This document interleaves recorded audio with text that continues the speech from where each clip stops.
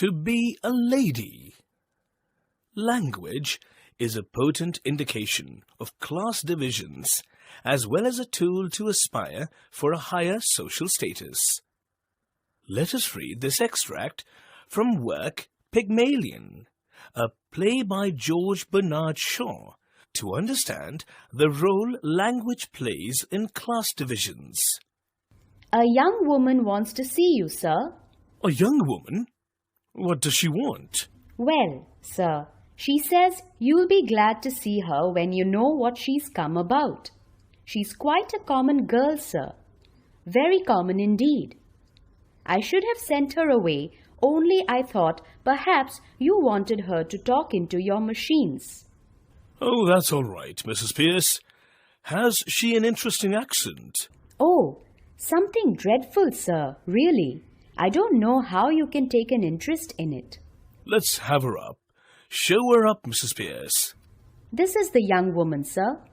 So shoddy and repulsive. Be off with you. We don't want you here. Don't you be so saucy. You ain't heard what I come for yet.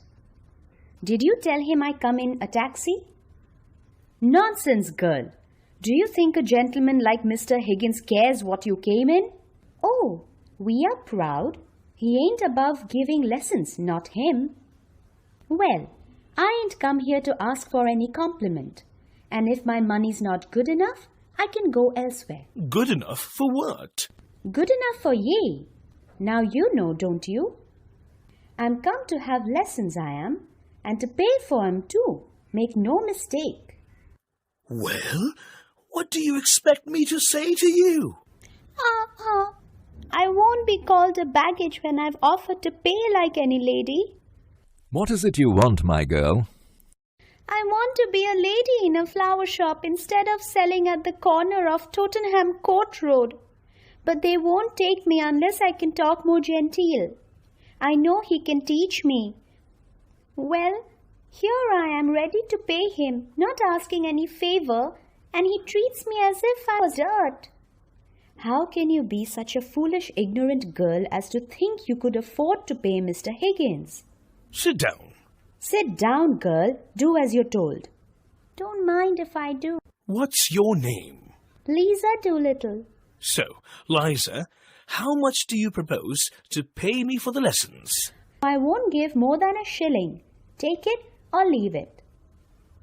Nobody is going to touch your money, you silly girl. Somebody is going to touch you with a broomstick if you don't stop snivelling. Higgins, I'm interested. What about the ambassador's garden party? I'll say you're the greatest teacher alive if you make that good. I'll bet you all the expenses of the experiment you can't do it, and I'll pay for the lessons. Oh, you are real good. Thank you, Captain.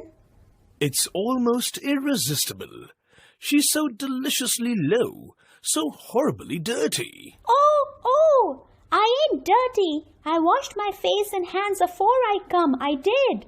What is life but a series of inspired follies? The difficulty is to find them to do. Never lose a chance. It doesn't come every day. I shall make a duchess of this draggle-tailed guttersnipe. Oh. Yes, in 6 months. In 3, if she has a good ear and a quick tongue. I'll take her anywhere and pass her off as anything. We'll start today, now, this moment. Take her away and clean her, Mrs. Pierce. Monkey brand, if all the dirt won't come off any other way. Is there a good fire in the kitchen? Yes, but...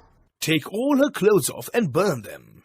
Ring up Whiteley or somebody for new ones. You're no gentleman, you're not. To talk of such things?